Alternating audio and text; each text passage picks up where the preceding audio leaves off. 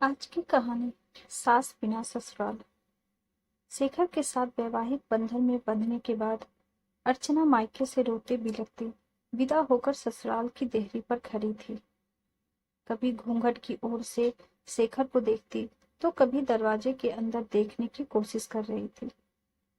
अंदर से कुछ आवाजों को सुनने के सिवा वो कुछ भी नहीं समझ पा रही थी। उसे ये तो पता था कि शेखर की माँ नहीं है, यानी वो सास बिना ससुराल में जाने वाली है। काफी देर बाद भी कोई गृह प्रवेश के लिए नहीं आया तो उसने शेखर की तरफ आशा भरी नजरों से देखा, क्योंकि वो खुद भी काफी थकान महसूस कर रही थी। शेखर ने शायद अर्चना की नजरों की भाषा पढ़ ली थी। वो अपनी छोटी बहन को बुलाकर लाया और उसके कान में कुछ कहा।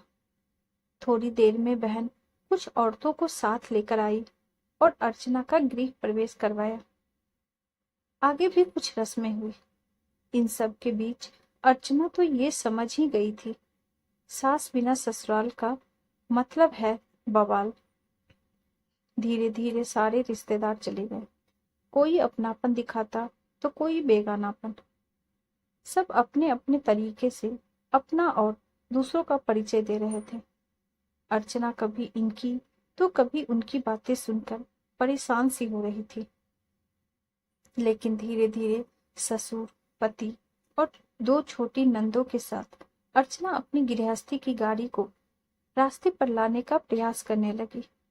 पति का प्यार, ससुर का दुलार और छोटी ननद का स्नेह अर्चना को कब अल्हड़ लड़की से जिम्मेदार गृहिणी बना दिया, वो खुद भी नहीं समझ पा रही थी।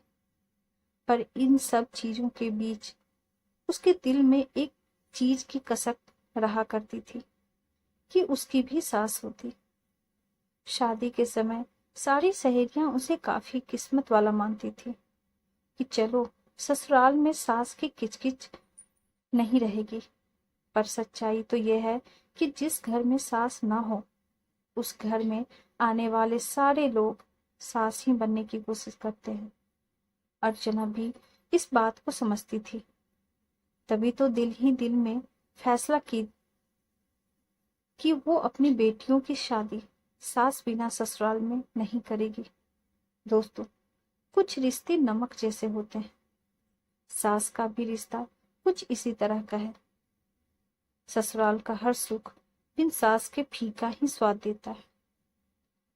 आपको हमारी ये कहानी कैसी लगी हमें कमेंट बॉक्स में जरूर बताइए, और ऐसी ही ढेरों सारी कहानियों के लिए वीडियो को लाइक, शेयर और अगर चैनल पे नए हैं तो सब्सक्राइब करना ना भूलें।